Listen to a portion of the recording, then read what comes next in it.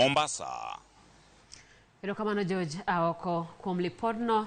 Kawadhi nyime ni oseyangore ni kata bang' loch gwenge donjo e kaontis, chenro mag nyayo chiemo pok odhi kare.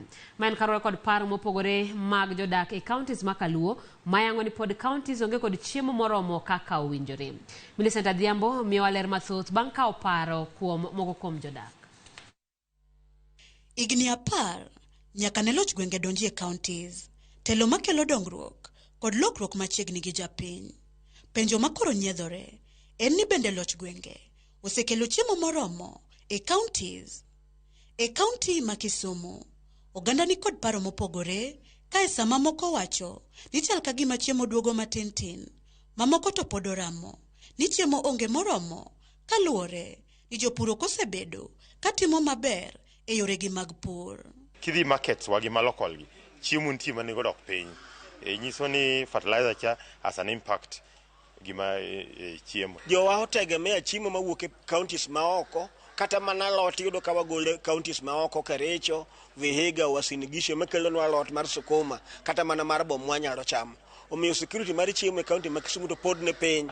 Ang'o ma jodak ma Kisumu yango ni owinjore otim mondo jiw kuonde ma nyau nitie? Nyalo kwayo serikal mar kaunti mondo mi otudre gi migawo mar pur, mondo mi okel lokruok e department ni, mondo mi wabed kod food security ma wanyalo bet ni wanyalo golo cham moromo wachamo, ma moko wanyalo golo ma us oko. Kaluwore kod jatend migawo mar weche pur e kaunti ma Kisumu, Ken Onyango, jopur okosebedo kod lony moromo manyalo konyo chenro mar nyayo chiemo.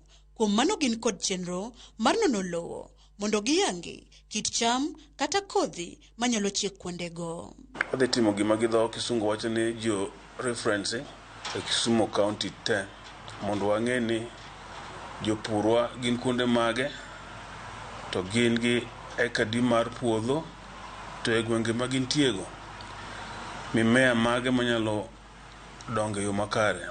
Jatelo no omedo bende ni kaluwore kod midhiero mikelo kod lokruok mag kor lwasi, ojiwo jodak duto nyaka manitie kapango mondo chak timo pur madundo e alwora ma gidakie mondo kony e kedo kod nok mar chiemo. Koro wakone kata mana jowa manie modak e town o kaka Kisumu kaendi, wan gima dho Kisungu wacho ni urban agriculture.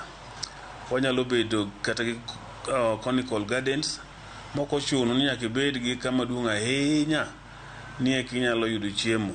E kaunti ma Homa Bay, jodak yango ni chiemo onge nikech sirikal kaunti no ok sir jopur kod gige pur kaka tinga manyalo konyo e kelo yot kinde pur, ka bende gikoni apisas mag weche pur bende owinjore okel jolony e puothe mar tiego jopur yore mabeyo mag pur to kod temo sumo paro mag kit pur machon.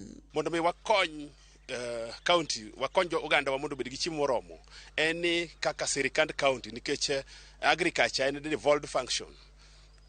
Wadwaro ni onyiew gik machalo tingni gi kosenyiew gi county government, to gikonyo oganda wa opurgo at a subsidized price. Homa Bay en piny madhako. Piny madhako ni onego bed ni wang'eyo ni to jowana pidhang'o chon, to lope ma wantiere e kuonde mopogore opogore chiegang'o. Komachielo e kaunti ma Migori, jodak okoni jotelo okosemiyo pek wach mar pur ma bende ema kelo chiemo, kopogore kod weche medo ndhadho ne mwandu mag lowo, ka bende mana kaka Kisumu gikonyo winjore kik sum chiemo oko jopur mondo omisir onyal puro e kaunti gi giwegi. A development mar agriculture oyudo mana value addition emwanya account ni wayudo as a Migori County. Okwanya bedo ni wategemea exchequer only mondo improve on our agriculture. Onego wabed gi domestic resource mobilization mopogore gi ma exchequer. Jodak ma Migori kata kamano yango ni gin kod geno ni lokruok biro bedo kokalo kuom chenro ma gavana margi ni godo. What your intersector in approaching agriculture?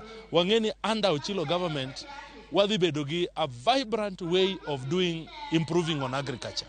Nikech waseneno plan ma ministry ni go. Magi duto biro e seche ma jotelo e lemo mopogore dhi nyime kod romo mag loch gwenge motis ni devolution conference e boma ma Eldoret, kuma jopiny rito gi liyo ka bende romono biro kelo lokruok e kuonde ma jotelo mag loch gwenge pok ochopo kotenore kod kelo dongruok ne japiny. Millicent Adhiambo, Ramogi.